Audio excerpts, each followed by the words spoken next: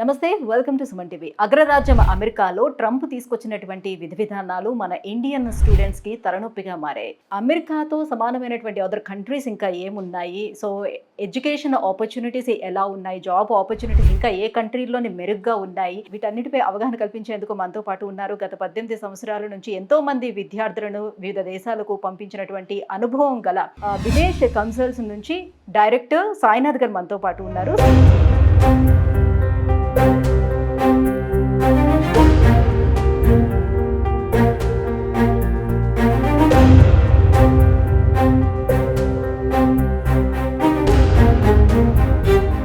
Hello sir. Hello Sujitha.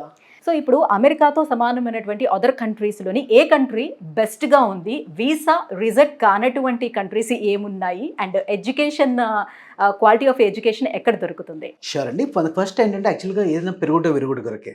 So America మనం తీసుకుంటే వాస్తవానికి 2020 కంటే ముందు అప్రాక్సిమేట్లీ ఒక 1 lakh స్టూడెంట్స్ వెళ్ళేవాళ్ళు. అది 2021 కోవిడ్ లాక్డౌన్. సో అప్పుడు ఎవరు వెళ్ళాల. తర్వాత 21-22లో చూసుకుంటే 1,60,000 మంది ఇండియన్స్ వీసా వచ్చాయి. తర్వాత 22-23 తీసుకుంటే దాదాపు 2,50,000 మంది ఇండియన్స్కి వీసాలు వచ్చాయి.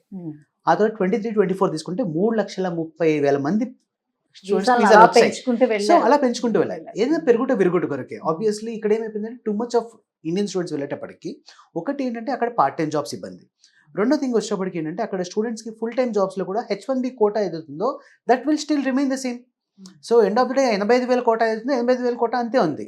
వచ్చే వాళ్ళేమో 3,30,000 మంది వచ్చి దాంట్లో వర్క్ వీసాకి మాత్రం 80,000 ఇస్తే తతిమా 2,40,000 మందికి ఫ్యూచర్ అగమ్యగోచరం. రెండో థింగ్ ఏమవుతుందంటే ఇక్కడ కూడా స్టూడెంట్ వీసాని ఎక్కువగా రిలీజ్ చేయడానికి రీజన్ ఆ దేశ ఆర్థిక పరిస్థితి మెరుగుపడాలి, అక్కడ యూనివర్సిటీలు ఫిల్ అంటే ఒకటి ఏంటంటే ఫైనాన్షియల్ రీజన్ ఒకటి. రెండో థింగ్ ఏంటంటే డెమోక్రటిక్ ఐడియా ఏంటంటే బేసికలీ అమెరికా దేశమే వలసదారుల దేశం. ఇప్పుడు అక్కడ ఉన్న వాళ్ళందరూ అక్కడ వాళ్ళు కాదు, వేరే దేశాలు, యూరోప్ నుంచి కొంతమంది, వేరే ఆఫ్రికన్స్ వచ్చి అలా వేరే అన్ని దేశాల నుంచి వచ్చి సెటిల్ అయినటువంటి వాళ్ళతో ఫామ్ అయిన కంట్రీ అమెరికా. అలా అమెరికన్ సిటిజన్స్ వాస్తవం లోకల్స్ చాలా తక్కువ. ఇలా వచ్చి వలసదారులతో కూడిన దేశమే అది. ఇప్పుడు మళ్ళీ అందరినీ వలసదారులు అంటున్నారో అది వేరే విషయం. సో డెమోక్రటిక్ పార్టీ ఎప్పుడైతే లాస్ట్ టైం బైడెన్ రూలింగ్ ఉందో అప్పుడు ఆబ్వియస్లీ డెమోక్రటిక్ థాట్ ప్రాసెస్ ఎప్పుడు కూడా towards people, towards unity, towards everybody is same, ఆ ప్రిన్సిపల్స్తో వాళ్ళు ఉంటారు. ఇప్పుడు వచ్చే రిపబ్లికన్ గవర్నమెంట్ అయ్యేటప్పటికి ఈ ప్లేస్లో ట్రంప్ అనే కాదు, ట్రంప్ ప్లేస్లో ఇంకెవరు వచ్చినా కూడా రిపబ్లికన్ థాట్ ప్రాసెస్లో ఇది కంప్లీట్గా డిఫరెంట్ ఉంటుంది. ఎప్పుడు కూడా అది ఎక్స్పెక్టెడ్. సో ఈ 3-4 years వచ్చేటప్పటికి this is actually something last time Trump రూల్లో మనము వీసా రిఫ్యూజల్ రేట్స్ చాలా ఎక్కువగా చూసేవాళ్ళం. ఇది 100 మంది కాన్సులేట్ దగ్గరికి వెళ్తే 10 మందికి 15 మందికి వీసాలు వచ్చే రోజులు అవి. ఇప్పుడు కూడా కొద్దిగా ఇంచుమించు అలాగే ఉన్నా ఆశ్చర్యపోవాల్సిన అవసరం లేదు. ధీటుగా ఇప్పుడు ఏంటంటే చాలామంది స్టూడెంట్స్ కూడా ఇప్పుడు right time to plan for alternative options. అయితే ఈ ఆల్టర్నేటివ్ ఆప్షన్స్లో మనం కంపేర్ చేస్తే Europe is obviously a best destination.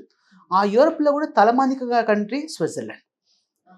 Switzerland అనగానే మనకు ఫేస్లో ఒక ప్రశాంతత, ఒక బ్యూటిఫుల్ సీనరీస్ ఇది గుర్తొస్తుంది. అది వాస్తవం కూడా అంత beautiful place. I see myself అది ఒక హెవెన్ ఆన్ ఎర్త్గా భావిస్తాను. సో అటువంటి హెవెన్ ఆన్ ఎర్త్లో వరల్డ్స్ హైయెస్ట్ బేసిక్ వేజ్ అక్కడే. ఒక సగటున ఒక మనిషి పార్ట్ టైం జాబ్ చేస్తే పర్ అవర్ 23.5 CHF వస్తుంది. ఒక స్విస్ ఫ్రాంక్ అమెరికన్ డాలర్ కంటే 20% వాల్యూ ఎక్కువ.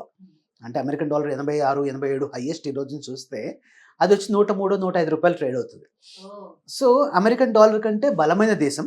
తర్వాత ఎక్కువ మంది టూరిజం ప్లేస్ కింద మాత్రమే, ఆ స్పాట్ కింద మాత్రమే పెట్టుకుంటారు స్విట్జర్లాండ్. మనకున్న అవగాహన అంతవరకు. కానీ Switzerland not just beautiful country, sustainable country and people friendly country. అంటే ఉదాహరణకు ఒక మనిషి ఇంకో మనిషి ఎదురుపడ్డప్పుడు హలో హాయ్ చెప్పకుండా ఎవరు వెళ్ళిపోరు.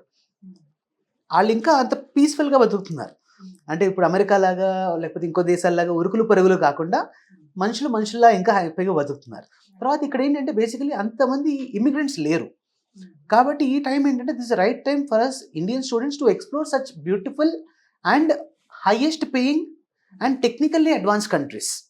సో స్విట్జర్లాండ్లో ఏంటంటే లైక్ ఇక్కడ మ్యాన్ పవర్ తక్కువ, అంటే లోకల్ పాపులేషన్ తక్కువ ఇన్ఫ్యాక్ట్.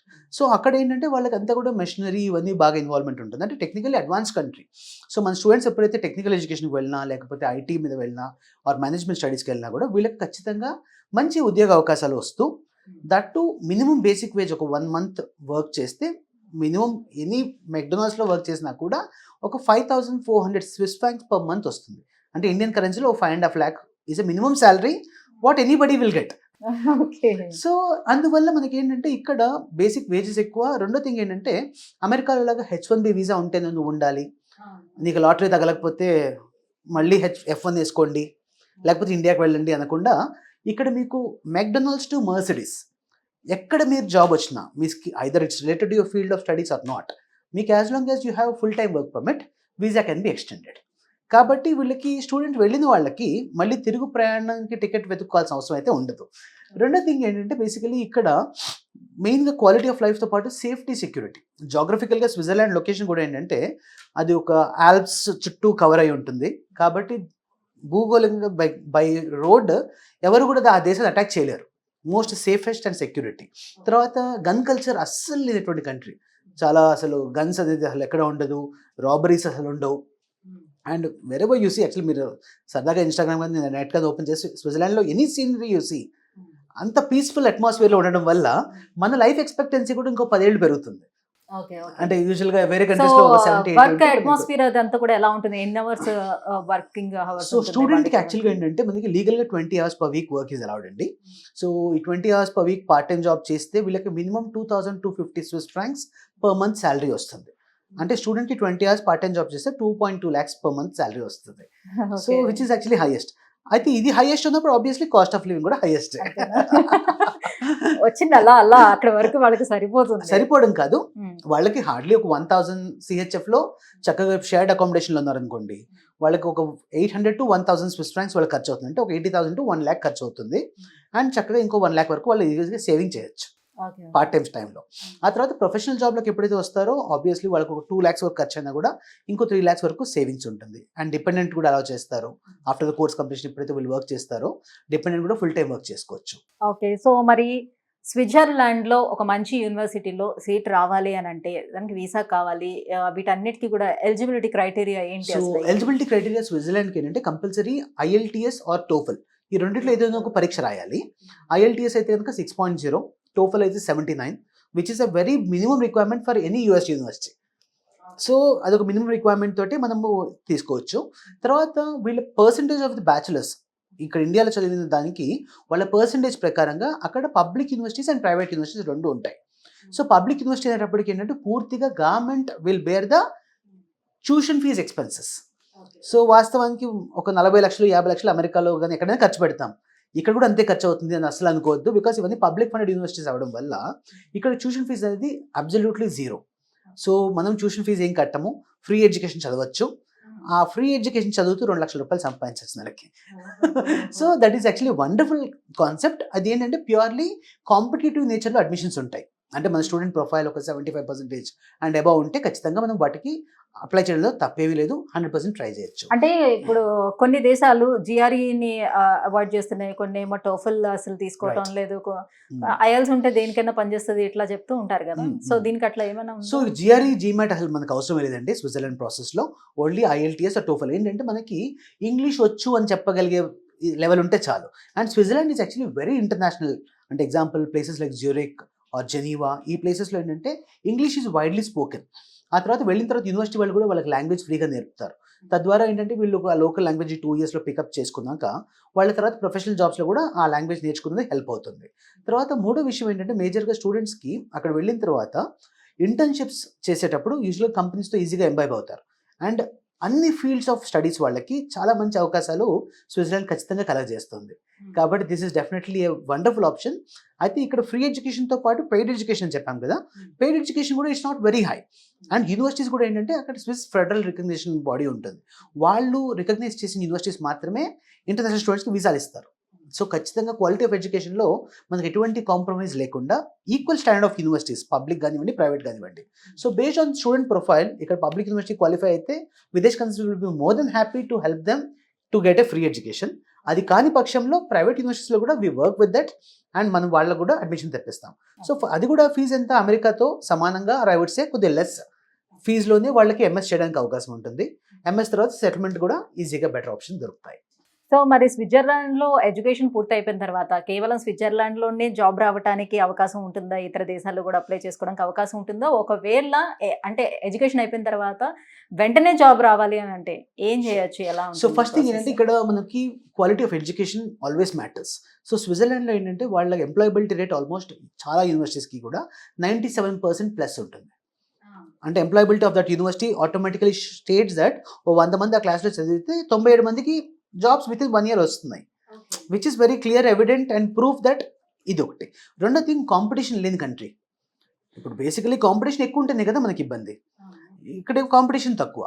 మూడో థింగ్ స్విట్జర్లాండ్ వీసా ఏదైతే ఉందో దాన్ని షెంజన్ వీసా అంటాం. సో ఆటోమేటికలీ స్విట్జర్లాండ్ వీసాతో ఇంకొక 26 దేశాల్లో వీళ్ళు ఉద్యోగం వెతుక్కోవచ్చు. అంటే ఇక్కడ చాలా స్విట్జర్లాండ్ మంది కాకుండా. ఆలోచిస్తారు సార్ మీరు చెప్పేటప్పుడే. మ్మ్. వెంటనే నాకే వచ్చింది కాబట్టి చెప్పండి. డౌట్ అడుగుతున్నాను. చెప్పండి. సో ఇప్పుడు అన్ని రకాలుగా మీరు గతంలో చెప్పారు యూకే గురించి గానీ, జర్మనీ గురించి గానీ, యూఎస్ గురించి గానీ. సో వీటన్నిటితో కంపేర్ చేసేటప్పుడు స్విట్జర్లాండ్ అనేది ఈ కరెన్సీ విషయంలో గానీ, జాబ్ విషయంలో కానివ్వండి, అక్కడ లివింగ్ విషయంలో కానివ్వండి, అన్నిట్లో బెటర్‌గా ఉంది. మరి ఎందుకని ఎడ్యుకేషన్ అంటే ఎళ్ళేవాళ్ళు తక్కువగా ఉన్నారు అని? ఎలిజిబుల్ తక్కువగా అంటే బేసికలీ ఏంటంటే ఇక్కడ ఎలిజిబిలిటీ క్రైటీరియాలో పబ్లిక్ యూనివర్సిటీస్ వచ్చి డిమాండ్ ఎక్కువ.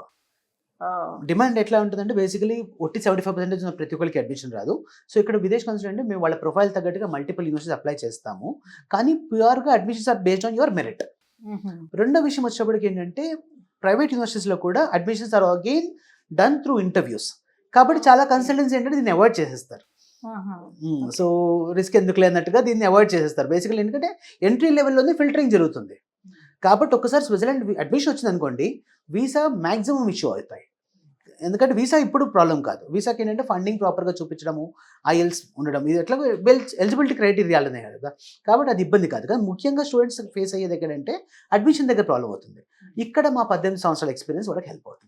థ్యాంక్ యూ సో మచ్ అండి. సో స్విట్జర్లాండ్‌లో గనక ఒకవేళ అడ్మిషన్ వస్తే ఎలాంటి బెనిఫిట్స్ ఉంటాయి స్టూడెంట్స్‌కి అన్న విషయాలను తెలియజేసినందుకు thank you so much. So viewers చూస్తున్నారే కదా. సో అదర్ కంట్రీస్ తోటి కంపేర్ చేసుకున్నప్పుడు స్విట్జర్లాండ్ అనేది ఎంత మెరుగ్గా ఉంటుందో. వన్స్ అడ్మిషన్ అనేది రావడమే కొంచెం కష్టంగా ఉంటుంది. బట్ వచ్చారంటే లైఫ్ సెటిల్మెంట్ అనేది గ్యారంటీగా ఉంటుంది. సో స్విట్జర్లాండ్‌లోనే ఒకవేళ అక్కడ యూనివర్సిటీలోనే అడ్మిషన్స్ కావాలి, అప్లై చేసుకోవాలనుకుంటే కింద స్క్రోల్ అవుతున్నటువంటి నెంబర్‌కి కాల్ చేసి విదేశ్ కన్సల్ట్స్‌ని ఒకసారి అప్రోచ్ అవ్వండి. మిగతా డీటెయిల్స్ అన్నీ కూడా వాళ్ళే తెలియజేస్తారు. Thank you so much.